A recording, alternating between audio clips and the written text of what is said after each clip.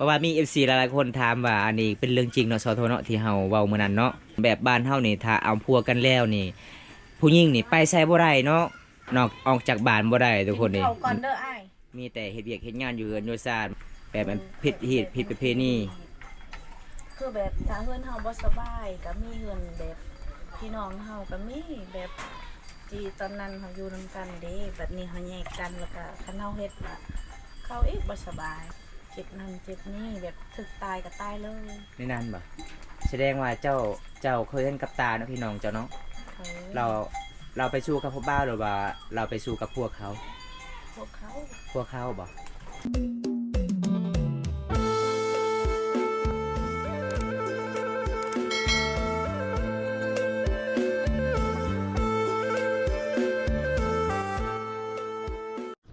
แบบเด็กก็ไปก็โจทย์ละหารุ่มๆเลยนะ ทุกคนเลยมาเยี่ยมมายามมานี่น้องสาวเพิ่นก็สิได้ยอผ้าขาวเอามักมาเหม็นมากเอาหน่อไม้เพิ่นว่านมไม้เพิ่นว่า เพราะว่ามี FC หลายๆคนถามว่าอันนี้เป็นเรื่องจริงเนาะสอทเนาะที่เฮาเว้ามื้อนั้นเนาะถ้าได้ผัวแบบเฮาสู้บ่ได้เนาะถ้าเฮาไปสู้แบบไปสู้กับคนอื่นก็คือบ่ได้เนาะมันผิดเหตุเลยทุกคนเลยไปรถเพราะว่ามี FC บอกว่าก็คือบอมตาถามบอมตาแม่งความจริงบ่แม่งความจริงทุกคนแบบบ้านเฮานี่ถ้าเอาผัวกันแล้วนี่ผู้หญิงนี่ไปไสบ่ได้เนาะนอกออกจากบ้านบ่ได้ทุกคนนี่ เขาก่อนเด้ออ้าย มีแต่เฮ็ดเวียกเฮ็ดงานอยู่เฮือนอยู่ซ่านมันคือแบบเฮาเอาเมียทาง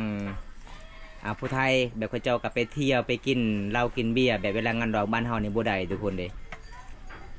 แบบมันผิดฮีตผิดประเพณี คือแบบถ้าเฮือนเฮาบ่สบายก็มีเฮือนแบบพี่น้องเฮาก็มีแบบ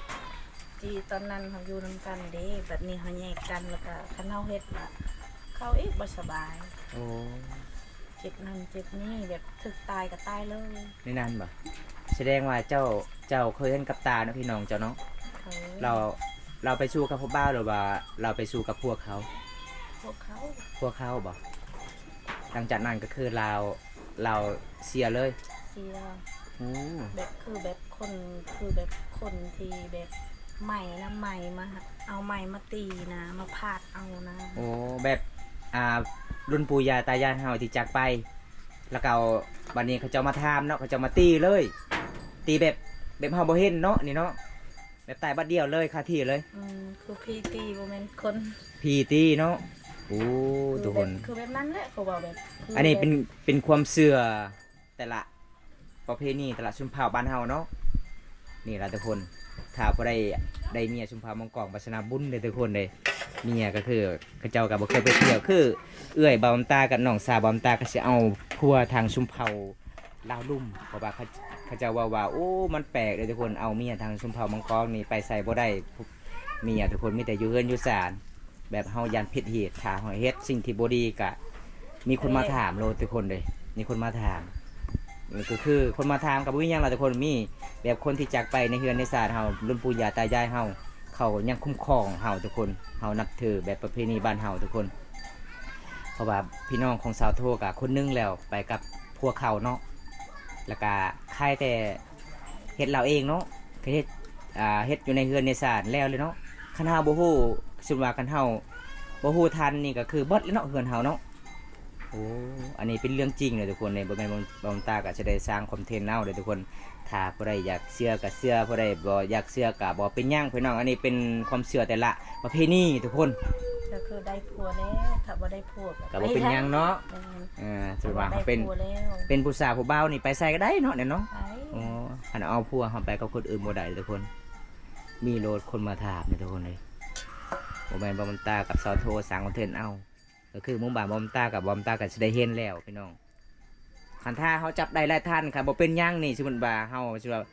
มมุติว่าซอโทนี่ไปกับคนอื่นจะเอาผัวแล้วซอโท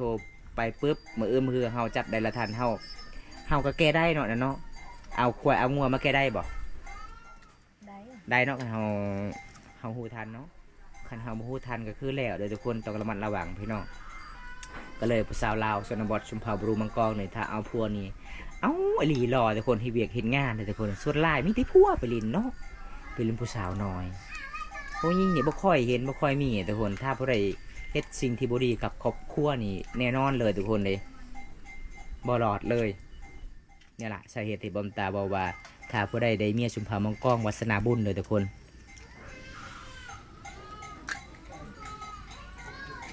มาเมื่อนี้เพิ่นก็ใจดีได้ทุกคนเพิ่นก็สิเอาหน่อไม้ให้กินได้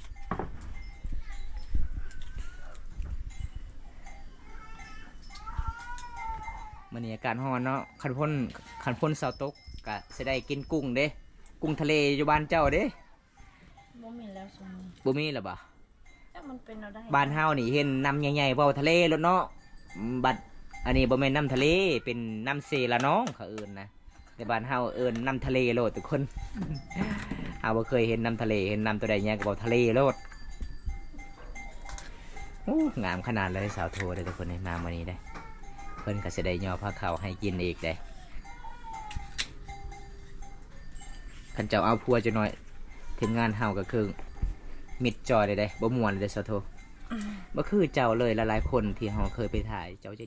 ดีเลย เขาก็ใจดี กันเจ้าเป็นแฟนกับคอยเนี่ยคอยฮักเอลี่เจ้านะเจ้ายอมพาข่าวอันนี้โอ้ยอายวัฒนาบ่เทิงแล้ววัฒนาอายก็คือเจ้าบ่มักแล้วทุกคนเลย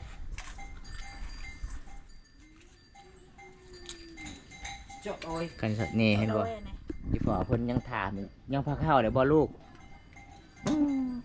แสดงว่าเฮานี่คันนี้พ่อแม่จะดีลูกอะต่อเนาะเอลี่เดี๋ยวซอโทยสุดว่าคันพ่อแม่เจ้านี่เอาเมียสองเจ้าก็ต่อเขากันได้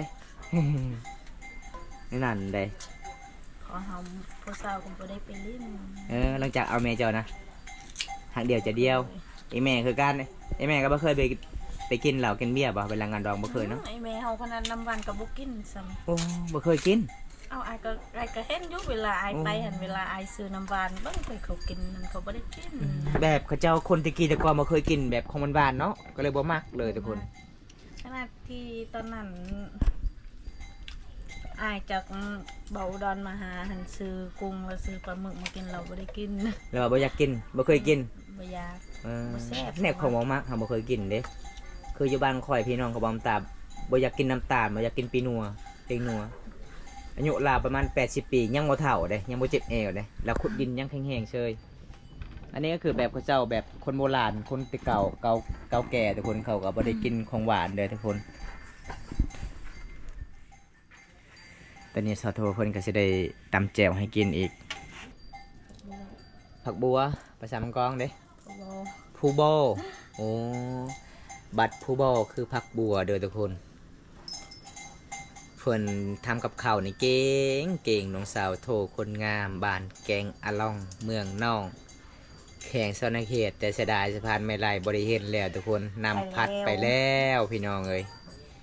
ถ้าพอได้มาบันแกงร่องกาสีบริเห็นแล้วเด้อสะพานพี่น้องอันนี้คือน้ำไม้ไหลคนกระชิญอผ้าขาวให้กินขั้นเฮาซื้อในเมืองนี่มันก็ตกประมาณ10,000 กีบได้อันนี้ละสาวลาวพามังกรในเมืองน้องเฮากันหลายคนก็ใจดีบางคนก็ถามว่าเป็นยังเนาะบอมตาคือบ่ได้ไปท่ายสาวผู้ไทยแบบบอมตา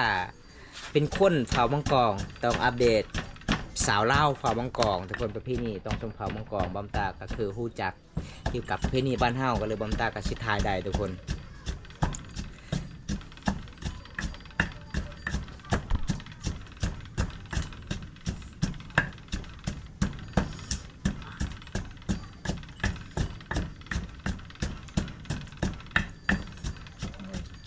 สมมุติว่าเจ้าชายชุดแบบนี้จะเข้าเมืองกาบ่ะกาเนาะเป็นหลักของเขาเนาะ สุดนี้งามเลยสะท้อเอาเป็นเป่าไผ่เบิ้งแข็งแห้งเลยโอ้อายุยังหนุ่มยังหน่อยเด้ เฒ่าแล้วเลิกสิเฒ่า โอ้ยบ่เท่าดอกข่อยนี่เท่าแล้วข่อย45 ปีเลยเด้ เขาแต่ว่าบ่มีคนมากระเช้านะก็สิ โอ้ ทำบ้าน ยเจ้าก็ใจห้อนโพดว่าให้มีคนมักโลดงาปานเจ้าว่ามันยังบ่มีคนมักข่อยบ่เชื่อดอก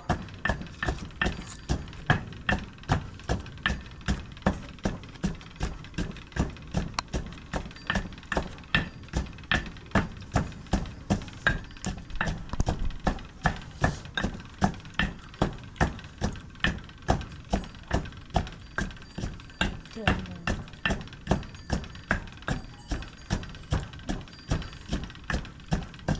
น้องจีเต้า เงียบๆเนี่ยซื้อมาเท่าไรส่งนี่คืองานเลย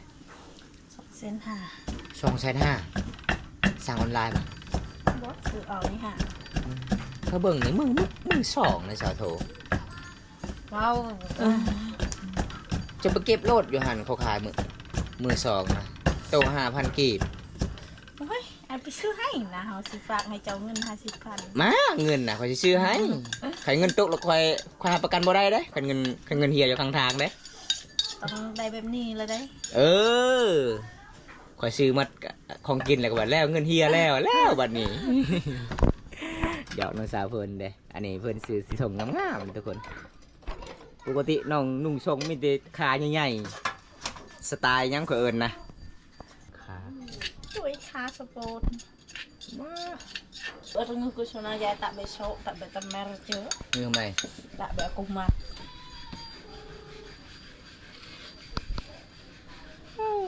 น่าสิแซ่บหลายเด้อทุกคน Này nó xẹp nó chọc đỡ này. เอาน้ำหูเสื้อใส่เนาะใส่แล้วมันนัวน้ำปลาบ่ใส่บ่มีบ่น้ำปลาน่ะเอ้าเจ้าคือบ่ใส่น้ำปลาใส่น้ำปลามันแซ่บกว่าบ่เคยกินบ่เนาะบ่เคยกินก็เลยบ่ใส่เลยเอ้ามื้อหน้าบอมตากะ อีพ่อเฮามากิน มื้อหน้าบอมตากะบ่ได้ซื้อให้แล้วน้ำปลาข้อยพูดแล้วว่าเพิ่นเจ้าบ่ได้กินน้ำปลา พ่อเฮามากิน ไอพอกินบ่ให้พอจะกินหมดก่อนจึงซื้อให้อันนี้เบิ่งยังลายนี่นะ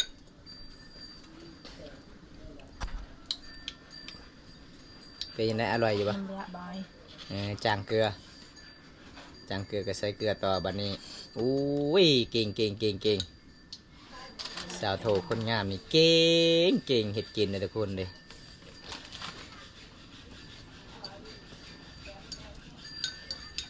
ภาษาบ้านเจ้าในลายเนาะภาษาบ้านเจ้าเนาะคอยถามชาวซีนคนบอกโอ้ลายเดี๋ยวอายภาษาบางคอยมันที่คนโสดบ่มีใครเอา เขาบอกเขาถามมันเป็นหยังคือมือเพื่อเอาภาษามันลายโพดเขาบอกนะเขาเลือกลายเขาเลือกบ่ใดปลายังปลาจะไปใส่มอง อีพ่อไป ไปบ้านแห่ตึกแห่ได้ปลาจาดเนาะ บางคนก็มีบางคนก็บ่มีผู้บ่าว ผู้บ่าวนะ ไผบอกว่าสูตรเบิดนะบ่สูตรเบิดนะ ผู้บ่าวมันก็ลายไปเล่นเนาะยืนเจ้าตอนนี้ก็เห็นคือเงียบๆบ่มีผู้บ่าวมาเล่นหรอปะช่วงนี้ใครๆก็บ่กล้าบ่ บ่กล้าแล้วเขาบ่อยากลุก บ่อยากลุกหรือบ่อยากล้มเลยเดี๋ยวนี้ เวลาเขามาเล่นเราบ่อยากลุกเมื่อย เมื่อยเนาะมีแต่ผู้บ่าวอายุรุ่นน้อยๆเด้ไปเล่นแล้วก็มันเจ็บหัวเนาะเขาว่าบ่ถึกฮู้เฮาบ่หรือว่าจังไดเขาเว้านะ แบบแต่มันเป็นอะไรนะช่วงนี้บ่มักเลยนะ บ่มักลมเลยถ้าเวลาแบบเขามาเล่นหันบ่อยากลงกับเราเลย บ่อยากลุกเลยเนาะ บ่อยากลุกมีแต่ไล่เขาลงไป เขาลงคือกันบ่ ลง เกิดว่าเขาบอกอู้ผู้สาวนี่ที่คุยแท้ เขาก็ว่าแล้วคุยแต่ว่าอัน ยามันนะเนาะแนวบ่อยากลมโอ้ดีแหละน้องเอ้ย เด็กน้อย ยังนอนแห้งเพิ่นว่าตะกี้เจ้าก็คือเวลาเขาเจ้ามาแต่บ้านอื่นบ้านไกลเจ้าก็ลุกโตจ้อยเด้ ลุก ลุกตลอดเงินคำบ่มีเด้มีที่ลุกบางคน ก็บ่ได้กิน ขนม ซื้อหรือเปล่า ขนมก็บ่ซื้ออีกไปเล่นนะไปเล่นอยู่นี่แหละอยู่ห้องเฮานี่แหละคันช่วงนี้ก็ช่วงว่าเขามาหลายคนนี่เปื้อนหมัดบ่อนห้องนอนเจ้าเด้ขี้ต้มเด้ บ่ให้เขาขึ้น บ่ให้เขาขึ้นเด้อช่วงนี้เด้อมันเปื้อนหลายเด้เดี๋ยวเจ้าสองมือก็ซักผ้าห่มสองมือก็ซักผ้าห่ม ซักอยู่บ่ผ้าห่มเจ้าน่ะ พอสักไอ โอ้ยพอสักให้จะดีแท้อีพอเจ้าน่ะ อีพอเฮาเบิดสักไห้อะ เออ เฮาแบบนอนแล้วก็ปะนะบ่ได้สักนะ เจ้าเฮ็ดเวียกไอพอเห็นผ้าห่มลูกสาวบ่ซักไอพอก็เลยซักให้ สักไห้ ให้สิบ่เงินอีพอหลังจากได้เงินน่ะเจ้าให้ได้อีพอสักให้ได้ ให้ ให้หลายอยู่บ่ ให้ก็ให้เขาซื้อทรงเสื้อแต่ว่าเราบ่อยากซื้อนะมีแต่ซื้อเขาเอง ใส่ในครอบครัวเนาะโอ้เบิ่งทุกคนมาเฮือนเพิ่นมื้อนี้เด้มีปิ้งปลามีหน่อไม้อีกได้ทุกคนเลยใจดีน้องสาวโทคนนี้ ปิงปลาไม่กล้าไอ้ ปิ้งปลาอังอากาบ่ ปิงปลาอ่างอากาภาษามังกรเอิญเลยพี่น้องคำภาษาตะโอยเอิญว่าอังเสียภาษาเวียดนามเอิญแหละอันกาอันก้อนกา จีนฮะ สุกแล้ว เชื่ออาของฮะ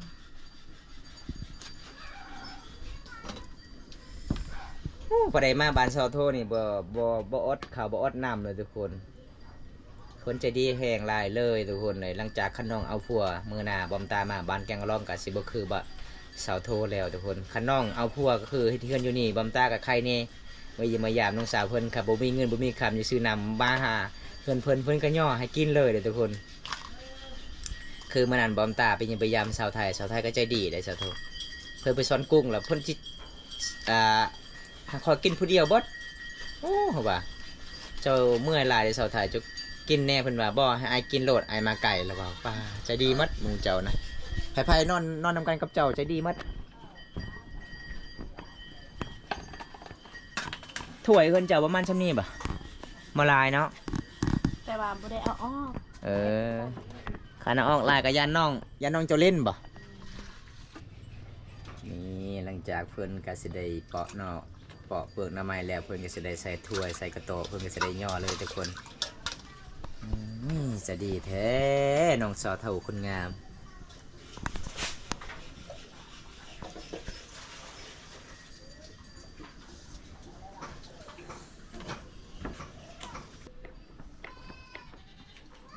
ยังเฉยย่อ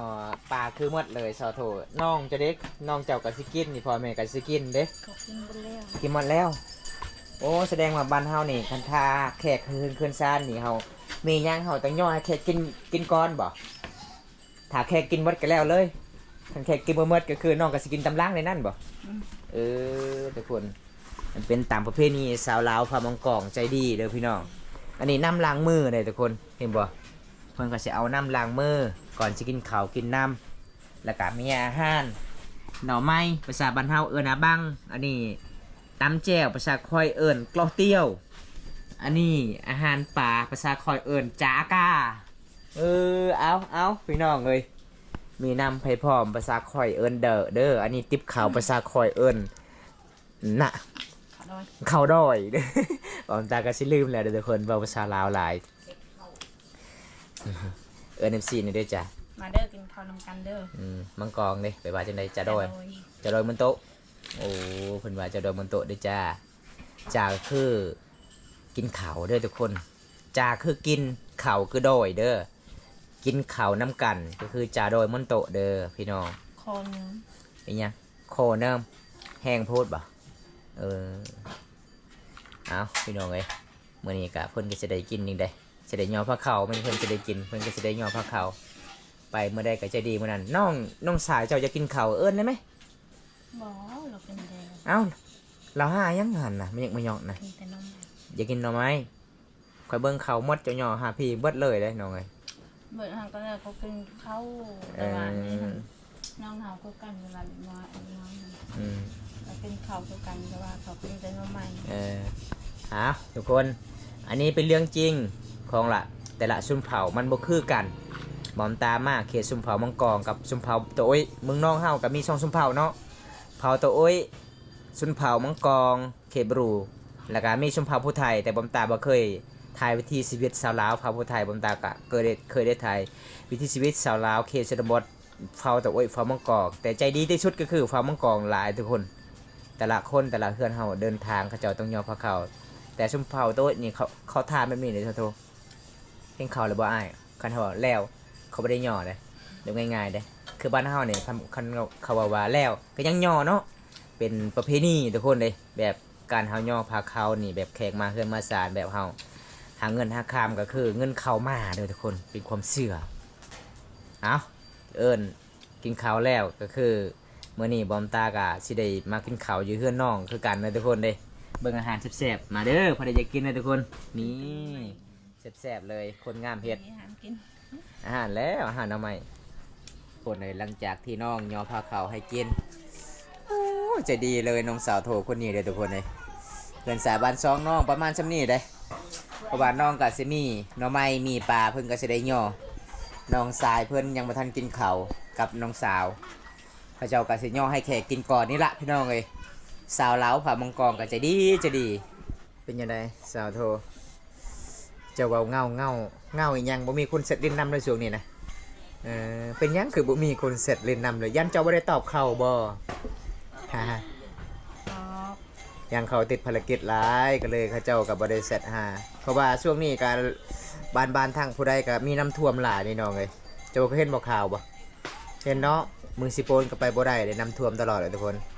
หลังจากที่น้องย่อพอข่าวมื้อนี้เพิ่นก็สิได้ตำแจ่วก็แซ่บทุกคนเลยมีอาหารแซ่บหลากหลายเลยท่านทาผู้ใดมาบ้านชาวทูก็ต้องแบบนี้เด้อพี่น้องใจดีเลยพี่น้องตอนตากาสิได้ปิดคลิปเดี๋ยวสำนี้ก่อน ชื่ออะไร มื้อนี้ขอขอบใจละลายเด้อสาโทเด้อที่ย่อพาเขาทำกับข้าวหาให้กินแซ่บหลายเลยมื้อนี้โอกาสหน้าเดี๋ยวบำตากาสิได้ไปเยี่ยมไปยามกันใหม่เป็นจะได้ปลากระป๋องหมดแล้วบ่น้องหมดเลยเนาะอ๋อ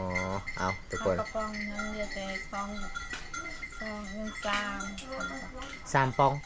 แล้วก็ ยำ เบิดแล้ว หมดแล้วอ๋อปิ้งนัวเกลือยังบ่ เป็นนัวหันยัง